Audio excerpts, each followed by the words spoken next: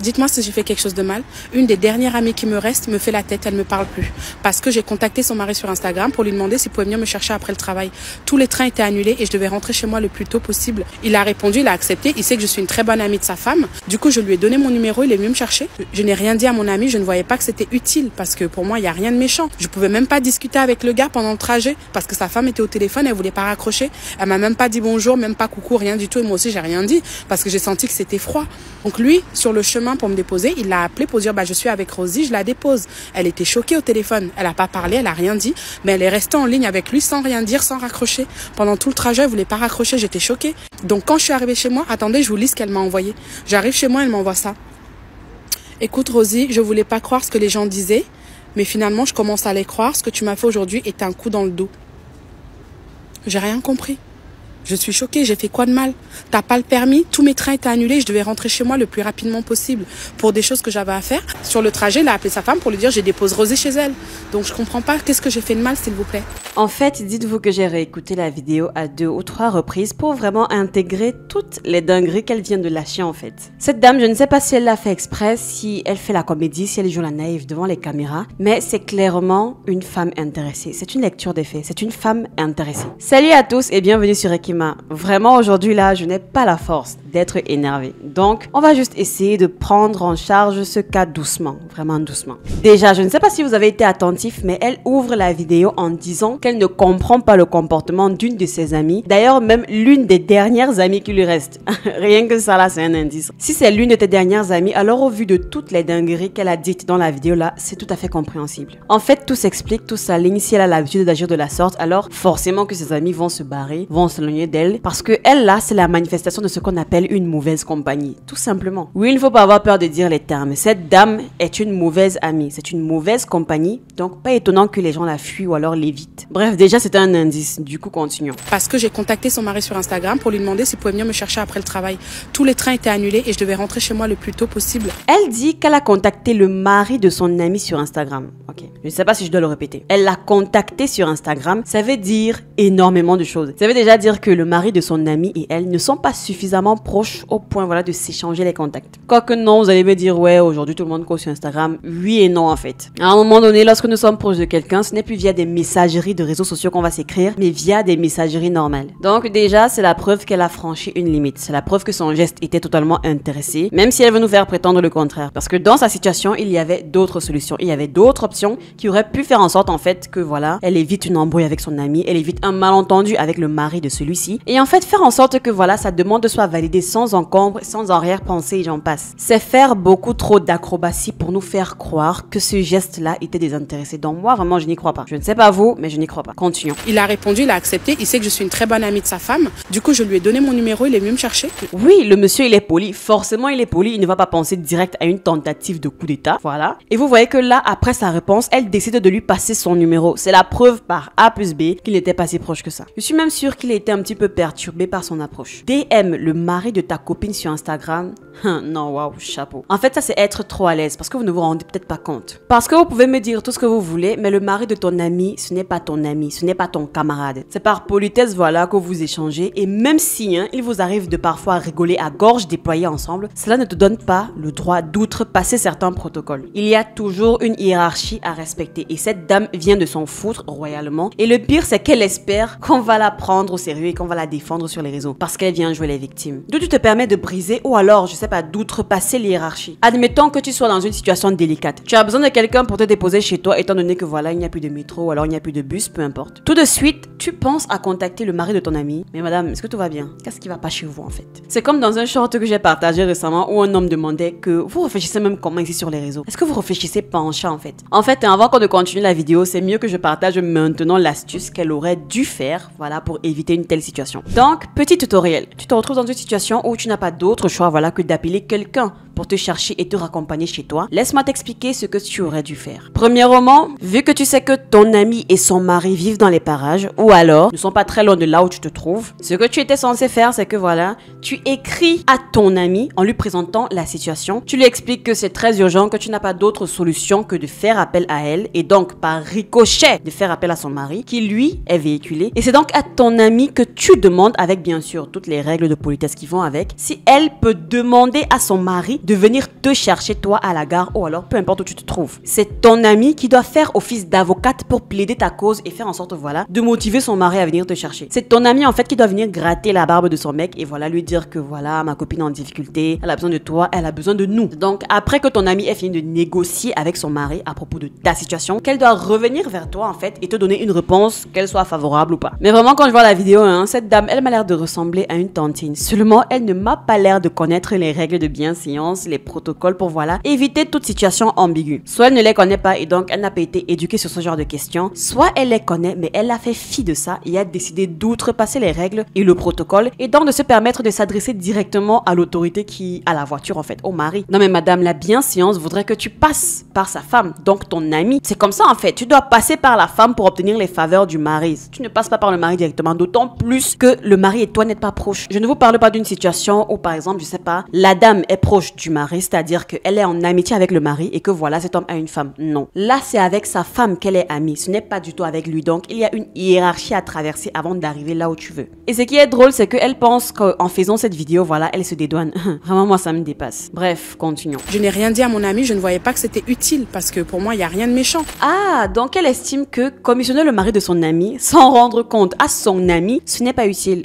MDR, d'accord, vraiment. J'espère qu'au moins ensemble, on est d'accord qu'à ce stade, c'est voulu. On est d'accord que les intentions ne sont pas claires, les intentions sont louches. En fait, j'imagine la situation et je me dis, d'où en fait tu te permets de commissionner mon mari sans me dire à moi, sans venir même me préciser, genre en mode oui, je suis désolée, voilà. Je l'ai rapidement appelé parce que le temps pressait et tout. Non, tu estimes que ce n'était pas nécessaire de venir me dire à moi que tu vas commissionner mon mari. Madame, c'est d'abord avec moi que tu es proche. Donc pour moi, j'appellerais simplement ça hein, de l'insubordination. Je suis désolée, mais ça s'y apparente. D'autant plus que nous ne sommes même pas dans une situation où, par exemple, je ne sais pas, le mari et la femme étaient déjà en train de dormir, genre c'était la nuit, ils dormaient déjà. Non, le mari était encore au travail. Donc il est dehors. Tu ne connais même pas le programme du mari de ton ami. Pour t'éviter donc les problèmes, ce que tu aurais dû faire, c'est de te renseigner. Partir gentiment demander de l'aide à ton ami, de faire signe à son mari en mode voilà chérie, je ne sais pas comment tu as prévu de marcher, mais vraiment en rentrant, est-ce que tu pourras aller chercher X, Y, etc. Mais visiblement, madame a jugé bon d'enjamber le pont et de directement s'adresser à lui. Je pouvais même pas discuter avec le gars pendant le trajet parce que sa femme était au téléphone, elle voulait pas raccrocher.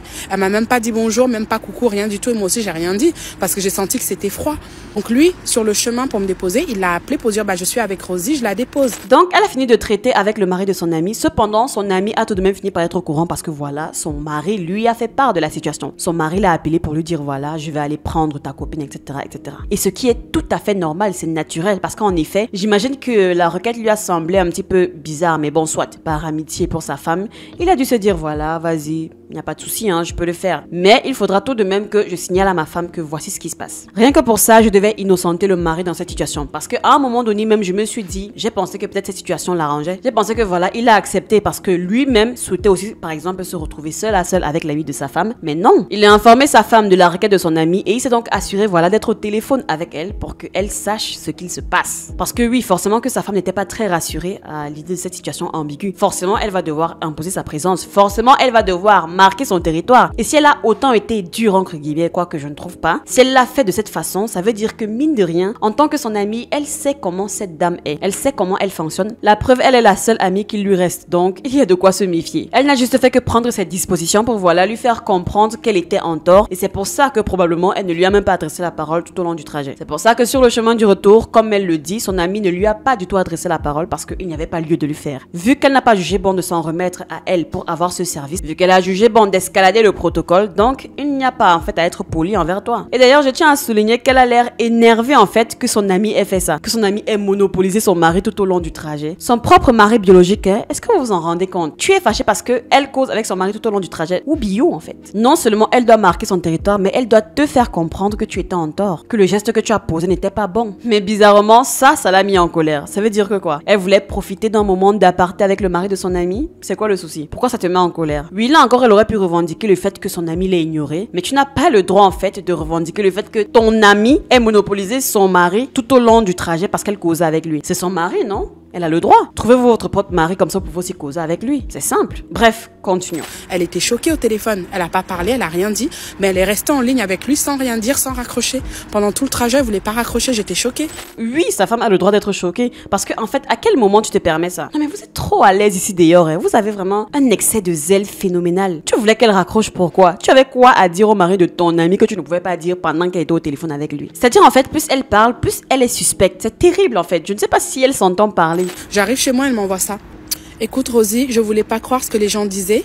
Mais finalement, je commence à les croire. Ce que tu m'as fait aujourd'hui est un coup dans le dos. Bah oui, c'est une tentative de coup d'état et son ami le dit. Qu'elle entendait les gens parler d'elle. Qu'elle entendait des trucs à son sujet. Ça veut dire qu'elle a une réputation. Ça veut dire qu'on sait qu'elle a souvent des habitudes un petit peu bizarres. Elle a l'habitude de faire des trucs bizarres de ce genre. Alors, forcément qu'elle doit t'écrire pour te dire que voilà, ton comportement ne l'a pas plu, ça l'a déçu. Et évidemment, elle se sentit menacée par ton geste. Donc, madame, utilisez votre tête, c'est tout. Et vraiment, face à cette situation, pour moi, je ne vois que deux hypothèses. Soit elle fait semblant de ne pas savoir ce qu'elle a fait de mal parce que c'est clairement visible que son geste est déplacé. Quelqu'un avec un petit peu de jugeote, même si on ne lui prête pas à elle les pires intentions du monde, se rendra compte que son geste à elle, il est déplacé. Il est probablement intéressé. Donc, soit elle fait semblant, soit elle ne se rend vraiment pas compte, en fait, de la dinguerie qu'elle vient de faire. Elle ne se rend pas compte que son geste était déplacé. Elle ne se rend pas compte, voilà, que c'était impoli. Elle ne se rend pas compte qu'elle a outrepassé certains protocoles, qu'elle a ignoré certaines règles de bienséance. Parce que oui, c'est de la bienséance. Dites ce que vous voulez, que c'est vieille école, c'est comme vous voulez, mais c'est de la bienséance. Tu ne peux pas t'adresser au mari de ton ami comme si tu étais son ami, ce n'est pas pareil. Ton ami, c'est ton ami. Le mari de ton ami, ce n'est pas ton ami. Le mari de ton ami, c'est le mari de ton ami, en fait. Vous n'êtes même pas liés. Même si vous arrivez, voilà, de rigoler à gorge et déployer ensemble, vous n'êtes pas amis. Je ne dis pas qu'elle a mal fait de chercher de l'aide, mais elle s'est très mal prise. Très, très mal prise. Et ce geste va probablement lui coûter son amitié. Mais quand je la regarde et quand je vois ses vidéos, elle m'a l'air de faire très souvent des dingueries parce que vraiment, je suis tombée sur une autre de ses vidéos. Vraiment, toujours avec des situations bizarres avec les maris des gens. Hier, ma pote m'invite au restaurant avec son chéri. Truc de fou. Au moment de régler la facture, le gars paye que pour elle et lui. En gros, moi, je me démerde. Pourtant, c'est ma pote qui m'a dit, je vais au restaurant avec mon mec. Et moi, j'ai dit, je viens avec vous. Elle m'a dit, ouais, si tu veux. Mais si tu voulais pas payer pour moi, ne me demande pas de venir. Ne me dis pas si tu veux, en fait. Dis-moi non, ne viens pas parce que tu sais que tu payeras pas ou que ton mec, il payera pas pour moi. Je viens. Moi, j'ai pas prévu de dépenser 50 balles comme ça dans un truc chic. Je me retrouve en train de payer 50 €, j'avais pas prévu en fait. Je me suis dit, le mec il a même pas honte de faire ça. Tu ramènes ta meuf, sa copine, tu payes que pour toi et ta nana. Moi en mode, je me débrouille. J'ai dépensé 50 balles qui n'étaient pas prévues et j'espère qu'ils vont voir cette vidéo parce que franchement, j'ai pas osé leur dire en face.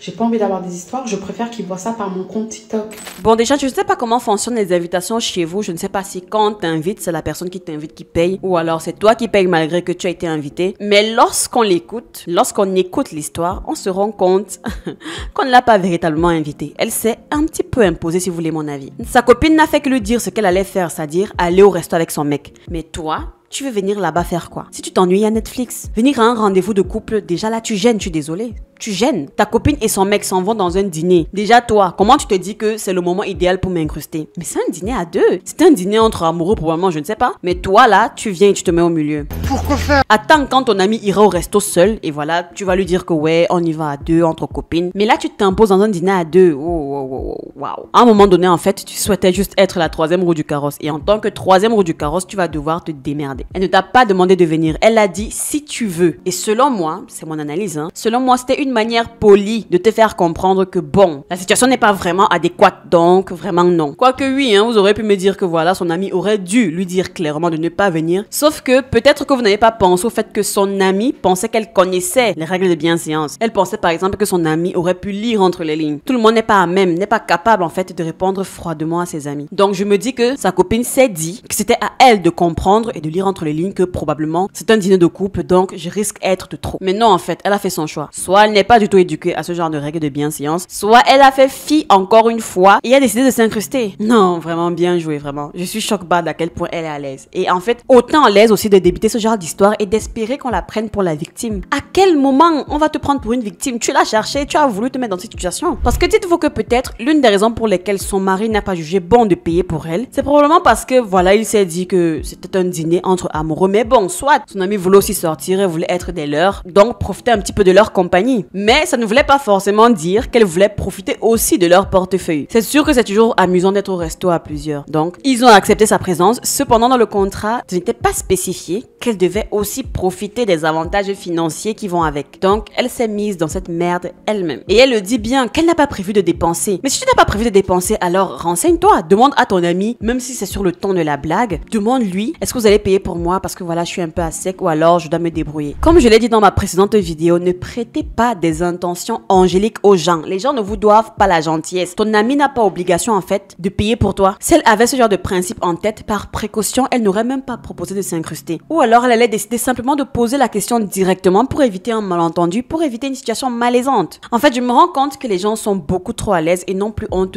du tout en fait. Ils n'ont plus honte de rien. Jusqu'à faire une vidéo pour qu'on la console et qu'on la prenne en victime. Non mais allô quoi. Et elle parle de honte, que le mec de son ami l'a ramené, ce qui est totalement faux. Et donc, il devrait avoir honte de ne pas avoir payé pour elle.